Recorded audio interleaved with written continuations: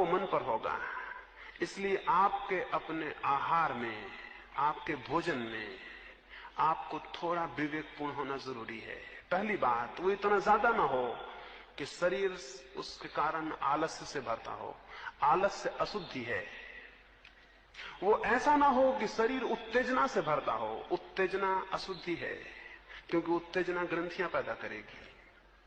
वो ऐसा ना हो कि शरीर क्षीण होता हो, क्योंकि क्षीणता कमजोरी है, और शक्ति अगर उत्पन्न ना होगी तो परमात्मा की तरफ विकास भी नहीं हो सकता।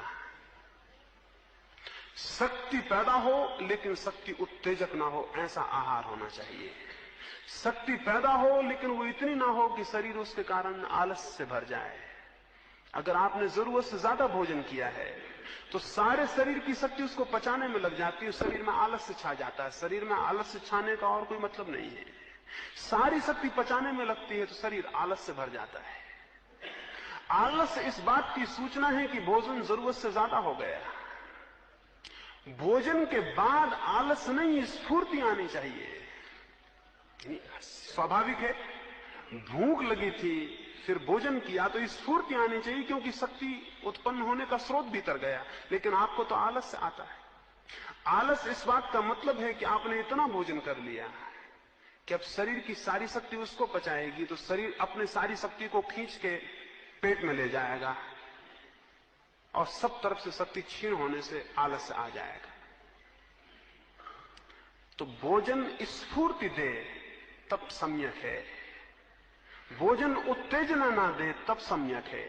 भोजन मादकता ना दे तब सम्यक है। तो तीन बातें स्मरण रखें। भोजन सुस्ती ना दे तो वो शुद्ध है। भोजन उत्तेजना ना दे तो वो शुद्ध है। और भोजन मादकता ना दे तो वो शुद्ध है। ये मोटी बातें हैं और आपको इतना ना समझ में नहीं मानता है कि इनके विस्तार में चर्चा करने की जरूरत है। इनको आप समझेंगे और अपने ढंग से इनको व्यवस्थित करेंगे। दूसरी बात, गौण बातों में शरीर के लिए थोड़ा सा व्यायाम अत्यंत आवश्यक है, क्योंकि शरीर जिन तत्वों से मिलकर बना है वे तत्व व्यायाम के समय में विस्तार पाते हैं। व्यायाम का मतलब विस्तार। अति विश्राम नुकसान करता है, अति व्यायाम भी नुकसान करता है। इसलिए अति व्यायाम को नहीं कह रहा हूं। अति व्यायाम नहीं, थोड़ा सम्यक व्यायाम कि जिससे आपको स्वास्थ्य का बोध हो। और अति विश्राम नहीं, थोड़ा विश्राम भी। जितना व्यायाम उतना विश्राम। इस सदी में व्यायाम भी नहीं है और विश्राम भी नहीं है। हम बहुत अजीब हालत में हैं। आप व्यायाम तो करते नहीं, आप विश्राम भी नहीं करते।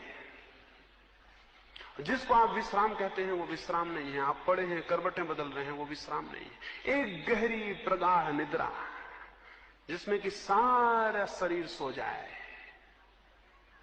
और उसके सारे काम का जो भी बोझ और भार उस पर पड़ा है वो सब विलीन हो जाए। क्या आपने कभी ख्याल किया, अगर आप सुबह बहुत अस्वस्थ उठे हैं और तबीयत ताजी नहीं है तो आपका व्यवहार स्वस्थ नहीं होता। अगर आपको नींद अच्छी नहीं हुई और सुबह एक भिखारी आपसे भीख मांगने जैसा विहार होगा, अगर उन दोनों में सात्विकता होगी तो जीवन में बड़ी गति और बड़ा प्रवेश आंतरिक होना शुरू होता है। स्वास्थ्य की एक भूमिका बहुत जरूरी है और उसके लिए सम्यक आहार, सम्यक व्यायाम और सम्यक विश्राम, इनको आप बुनियादी हिस्से माने। हो सकता है यहां कुछ मित्र हों जो शारीरिक रूप से बहुत व्यायाम न कर सकते हों, न जा सकते हों, जंगल और पहाड़ न चढ़ सकते हों। उनके लिए मैं एक दूसरा प्रयोग कहता हूं। वे केवल 15 मिनट को सुबह उठ के स्नान करने के बाद एकांत कमरे में लेट जाएं, आंख बंद कर लें और कल्पना करें कि मैं पहाड़ियां चढ़ रहा हूं और दौड़ रहा हूं। सिर्फ कल्पना करें, कुछ ना करें। वृद्ध हैं, वे नहीं जा सकते हैं, या ऐसी जगह है कि वहां घूमने नहीं जा सकते हैं। एकांत कमरे में लेट जाएं, आंख बंद कर लें और कल्पना करें कि मैं जा रहा हूं, एक पहाड़ चढ़ रहा हूं और दौड़ रहा हूं। धूप तेज है और मैं भागा चला जा रहा हूं। मेरी श्वास जोर से बढ़ रही और आप हैरान होंगे, आपकी श्वास बढ़ने लगेगी और आपकी इमेजिनेशन, आपकी कल्पना जितनी प्रगाढ़ होती जाएगी, आप 15 मिनट में पाएंगे कि जो घूमने का फायदा था वो मिल गया है। आप 15 मिनट बाद बिल्कुल ताजे व्यायाम करके उठाएंगे। जरूरी नहीं है कि आप व्यायाम करने जाएं, शरीर के अणुओं को पता चलना चाहिए कि व्यायाम हो रहा है तो वे तैयार हो जाते हैं, यानी वे उसी स्थिति में आ जाते हैं जिस स्थिति में वस्तुतः आप चले होते तब आते हैं, वे उसी स्थिति में आ जाते हैं। क्या आपने कभी ख्याल नहीं किया स्वप्न में घबरा गए हो तो उठने के बाद भी हृदय कपता रहता है? क्यों? स्वप्न की घबराहट तो बड़ी झूठी थी, लेकिन हृदय क्यों कप रहा है? जागने पे भी क्यों कप रहा है? हृदय तो कब गया, हृदय को बिल्कुल पता नहीं है कि ये स्वप्न, बिल्कुल पता नहीं है कि ये घटना घटी कि सच में घटना घटी। हृदय को तो पता है कि घटना घटी बस। तो अगर आप इमेजिनेशन में भी व्यायाम करते हैं तो फायदा उतना ही हो जाता है जितना कि वस्तुतः व्यायाम करिए, कोई भेद नहीं पड़ता। इसलिए जो बहुत समझदार थे इस मामले में, उन्होंने बड़ी अद्भुत तरकीबें निकालनी थी। अगर उन्हें आप एक जेल में भी बंद कर दें तो उनके स्वास्थ्य को कोई नुकसान नहीं पड़ेगा, क्योंकि वो 15 मिनट विश्राम करके और व्यायाम कर लेंगे। इसको भी देखें, जो नहीं जा सकते हैं, नहीं जाने की स्थितियों में है, वो इसका प्रयोग करें। और निद्रा के लिए रात्रि का जो ध्यान है उसके बाद निद्रा करें, शरीर ऐसे शुद्ध होगा। ये बात काफी होगी, इस पर आप विचार करेंगे, समझेंगे और इसका प्रयोग करेंगे। वो सब प्रयोग करने की बात है, प्रयोग करेंगे तो ही उसका अर्थ खुलेगा, अन्यथा मेरी बातचीत से उसका कोई अर्थ नहीं खुलता।